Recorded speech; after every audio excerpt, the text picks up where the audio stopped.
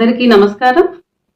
శ్రీ శ్రీ శ్రీ ఆచార్య ప్రబోధానంద యోగీశ్వరుల వారికి, జగద్గురువైన శ్రీకృష్ణ భగవంతునికి నమస్కరించుకుంటూ, ఈరోజు ఈ భగవద్గీత ఎంతో పరమ పవిత్ర పరిశుద్ధమైన గ్రంథము.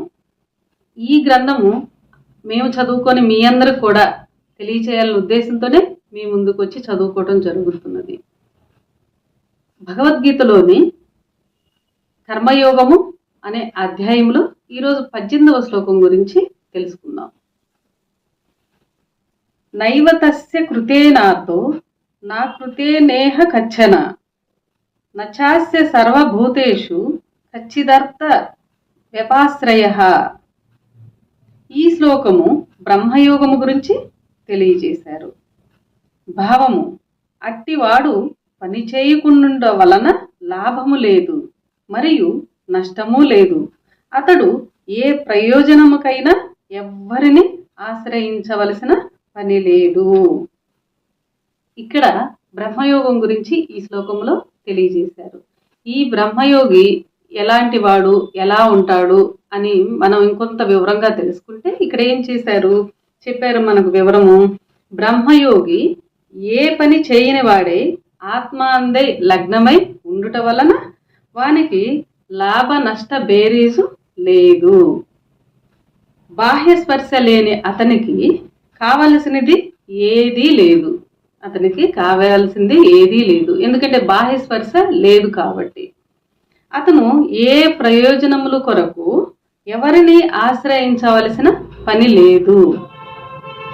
బాహ్య బ్రహ్మయోగమున లోపలి ఆత్మ తప్ప బయట ప్రపంచము తెలియదు. బ్రహ్మయోగము చేసేవారికి లోపల ఆత్మధ్యాస తప్ప బయట ప్రపంచము అతనికి తెలియదు.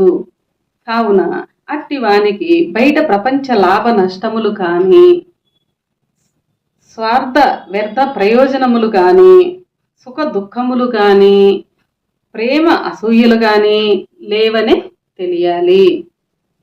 కర్మయోగి యొక్క విధానము బ్రహ్మయోగి యొక్క విధానము చాలా వేరై ఉన్నది.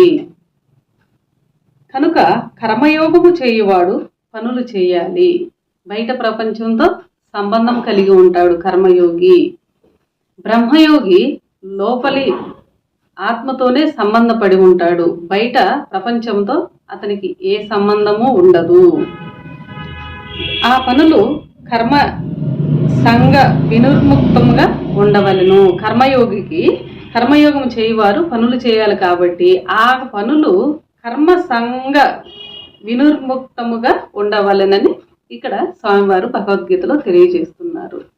బ్రహ్మయోగికి బయట విషయములతో, బయట పనులతో, బయట మనుషులతో ఏ సంబంధము ఉండకుండా లోపల ఉన్న ఆత్మతోనే ఎల్లవేళలా సంబంధపడి ఉంటాడు.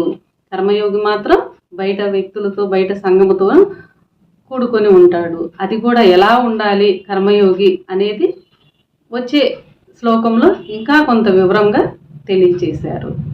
మనందరము ఎంతో శ్రద్ధతో భగవద్గీతని చదువుకొని జ్ఞానము ఆర్జించాలని కోరుకుంటూ ఇంతటితో నమస్కారం.